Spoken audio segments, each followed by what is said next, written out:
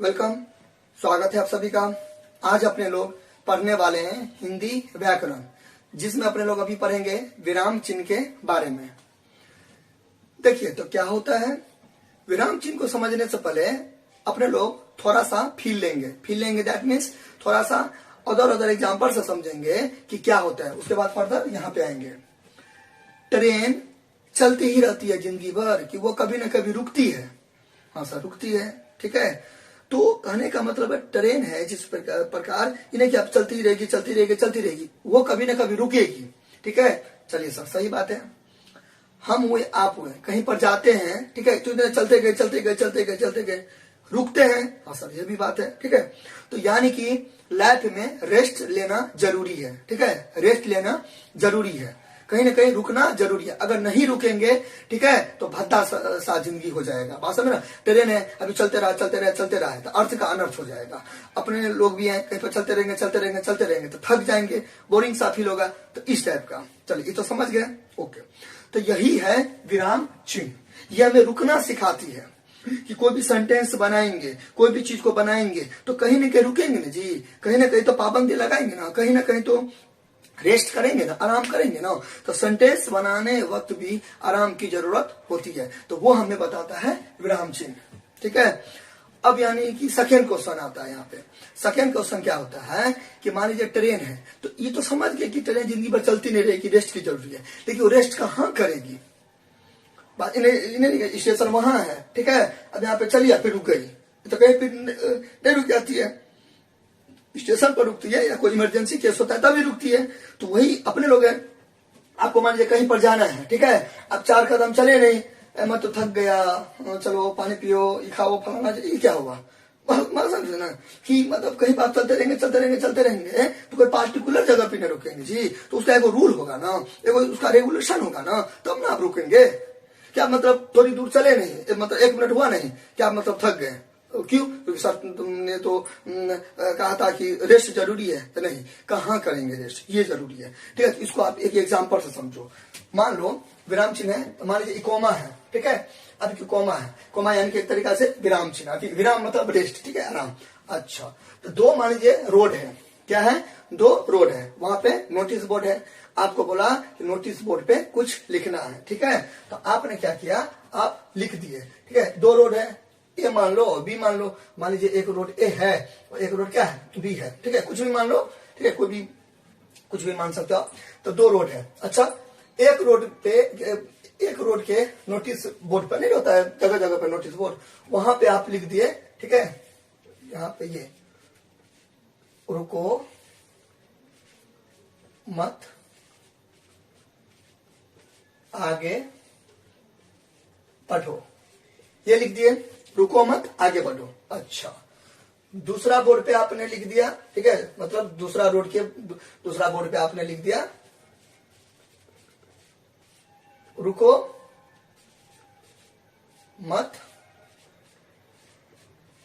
आगे बढ़ो। अच्छा, समझ गए, ओके। लेकिन अभी कोमा है, तो कोमा देखिए, दोनों तो ठीक है, दोनों सेंटेंस तो सेम है, इसमें तो कोई अंतर नहीं है। यहाँ भी क्या है, रुको मत आगे बढ़ो, यहाँ भी रुको मत आगे बढ़ो, ठीक है। लेकिन 2 सिचुएशन है। ये जो रोड है ना, ये रोड क्या है, अच्छा है, सुंदर है, किसी भी प्रकार का डैमेज नहीं है, ठीक है। यानी कि यहाँ पे सवारी जा सकता है, अच्छा रोड है। लेकिन आपने क्या किया, कोमा का गलत इस्तेमाल कर दिया, यानी कि आपने गलत जगह रेस्ट ले लिया, गलत जगह कोमा दे दिया, ठीक है। अभी पब्लिक क्या समझेगा, क्या लिखा है, रुको मत आगे बढ़ो, चलो रोड खराब है, ठीक है। क्यों? हल्का सा आपने लापरवाही कर दिया, तो अर्थ का हो गया ना अर्थ, ठीक है। रोड तो अच्छा था, ठीक है, लेकिन आपने कहाँ पे लगा दिया, रुको, यहाँ लगा दिया, रुको, ठीक है। यहाँ पे क्या समझेगा पब्लिक, रुको मत आगे बढ़ो, रोड गड़बड़ है, चलो दूसरे रास्ते से चलते हैं। पब्लिक को कष्ट दिया आप। अच्छा, ये रोड क्या है, ये रोड सही में खराब है, ठीक है। सही में ये रोड क्या है, खराब है। इस रोड में आगे जाएगा ना तो उसको थोड़ा एक्सीडेंट भी हो सकता है, कुछ भी रीजन की वजह से उसको दिक्कत आ सकती है। अब यहाँ पे आप क्या लिख दिए, यहाँ पे कोमा दे दिया, लो हो गया गड़बड़, ठीक है। उल्टा कर दिया आप। ये रोड क्या था, ये रोड अच्छा था तो आपने इसको गड़बड़ बना दिया, ठीक है। ये रोड गड़बड़ था तो आपने इसको अच्छा बना दिया। अब यहाँ पे जाएगा तो आगे चल के उसको मुसीबत का सामना करना पड़ेगा। हो सकता है भगवान करे कि एक्सीडेंट हो जाए, कुछ भी हो सकता है, ठीक है। तो आपके लापरवाही, थोड़ा सा लापरवाही के कारण आपने क्या किया, अर्थ का अनर्थ कर दिया। यानी कि हमने आपको बोला ये बोर्ड तैयार करो, ठीक है, तो आप थोड़ा सा एजुकेशन के लैक की वजह से, कमी की वजह से अपने अर्थ का अनर्थ कर दिया। तो आप समझे ना, तो आपने तो विराम लिया, आपने तो रेस्ट लिया, आपको तो कॉमा लगाए, हम मना नहीं करें, लेकिन गलत जगह आप कॉमा लगा दिए ना। तो यानी कि रेस्ट लेना जरूरी है, रुकना जरूरी है, लेकिन कहाँ रुकेंगे, ठीक है, ये सबसे ज्यादा जरूरी है, ठीक है। तो वो चीज अपने लोग वो भी पढ़ते हैं विराम चिन्ह के अंतर्गत। विराम चिन्ह को अंग्रेजी में बोलते हैं पंक्चुएशन मार्क। आई होप आप इस 2 एग्जाम्पल से समझ गए होंगे। कुछ भी दिक्कत होगा तो आप हमें कमेंट करोगे, ठीक है। चलिए यहाँ पे आगे बढ़ते हैं। ये तो गया सर, समझ गए विराम चिन्ह कहीं न कहीं रुकेंगे, लेकिन कहाँ रुकेंगे ये भी जरूरी है, जो कि अपने लोग एक छोटा सा एग्जाम्पल से समझे। अच्छा, अब विराम चिन्ह बहुत सारे प्रकार के होते हैं। एक तो देख लिए कॉमा, फिर ये वाला साइन होता है विश्वनाथी बोधक, ठीक है, फिर ये वाला, मतलब बहुत सारा साइन होता है, ठीक है। अब देखिए ये तो गया। उदाहरण चिन्ह क्या होता है, इस टाइप का लगा रहता है ना, ऐसे करके सवाल के ऊपर में कुछ लिखा रहेगा ऐसे करके, ठीक है, फिर ऐसे भी लगा रहता है, ठीक है, ऐसे भी लगा रहता है। इसको हिंदी में मतलब सॉरी अंग्रेजी में क्या बोलते हैं, कोटेशन मार्क बोलते हैं।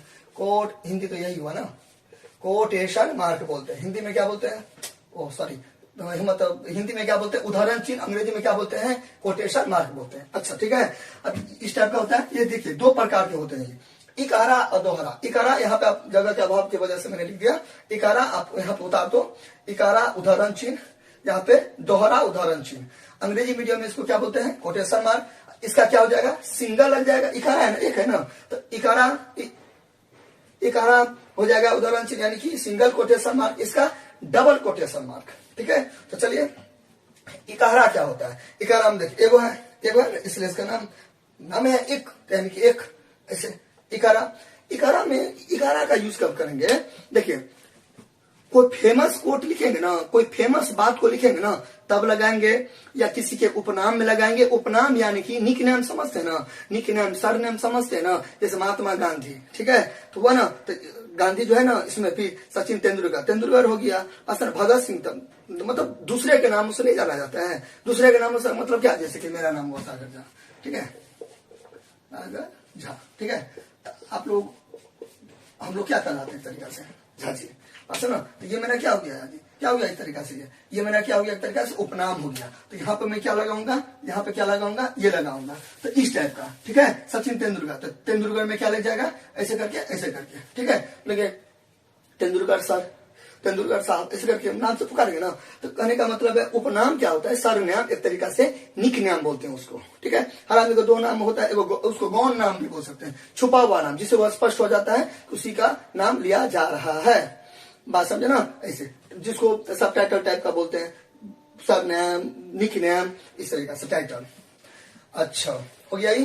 तो क्या बोला मैं अभी, प्रसिद्ध मतलब बातों में लगाएंगे, और किसी के निक नेम यानी कि सरनेम यानी कि उपनाम में लगाएंगे, और बुक में लगाएंगे, जो पवित्र, जो मतलब बुक होगा ना, कोई भी किताब होगा ना फेमस टाइप का, उसमें लगाएंगे। जैसे गोस्वामी तुलसीदास ने रामचरितमानस लिखे। अब बताइए रामचरितमानस क्या हुआ, रामचरितमानस क्या हो गया, पवित्र किताब हो गया, ठीक है, बुक हो गया, तो बुक हुआ ना, तो यहाँ पे बुक में लिखा। कोई पर्सन है फलाना किताब लिखे, मतलब किताब में लगेगा, मोटा मोटी ये बात है, ठीक है। फिर अगला क्या है, सूर्यकांत त्रिपाठी निराला। अब बोलेंगे क्या निराला जी, क्या समाचार है, ठीक है। तो निराला जब भी बोलेंगे तो क्या वो, ये तो निक नाम हो गया, सरनाम हो गया, क्या रिप्रेजेंट करेगा, ही इनको रिप्रेजेंट करेगा। तो सूर्यकांत त्रिपाठी निराला लिखा, क्या हो गया, सरनाम हो गया, निक नाम हो गया, यानी कि उपनाम हो गया, प्रसिद्ध कवि थे, देखिए यहाँ पे लगाई। अच्छा ये समझ गए, ये था इकारा। दोहरा कहाँ पर लगाएंगे, यानी कि दो होता है ऐसे करके, 2 वाला, यहाँ पर जैसा कि देख सकते हो, यहाँ पे ये कहाँ लगाएंगे, किसी के बातों को झोंका तो उतार देंगे, झोंका तो, एक सेकेंड,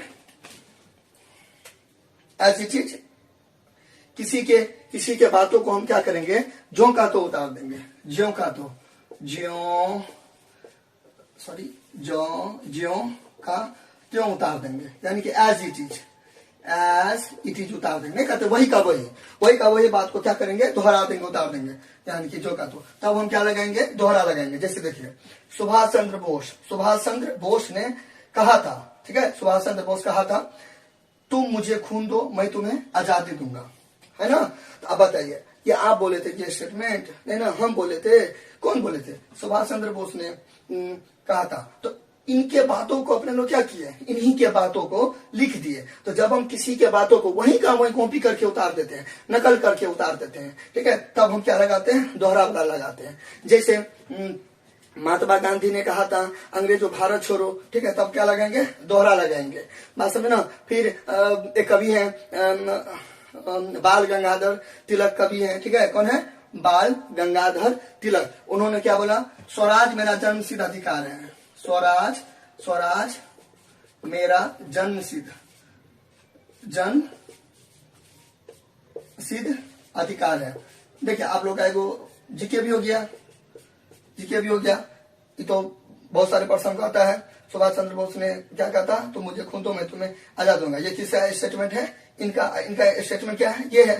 तो ये यहाँ से जीके बन गया, वो यहाँ से भी जीके बन गया। ये स्टेटमेंट किनका है, बाल गंगाधर तिलक का। अब बाल गंगाधर तिलक का कौन सा स्टेटमेंट हुआ, ये मतलब ऑप्शन में दे सकता है कि वैसे बहुत सारे चीज बोले, लेकिन उनमें से एक है ये, ठीक है। तो यहाँ पे मैं क्या लगाऊंगा, ये लगाऊंगा, ठीक है, क्योंकि बाल गंगाधर तिलक ने बोले, हम तो नहीं बोले, आप तो नहीं बोले, कोई पर्सन तो नहीं बोला।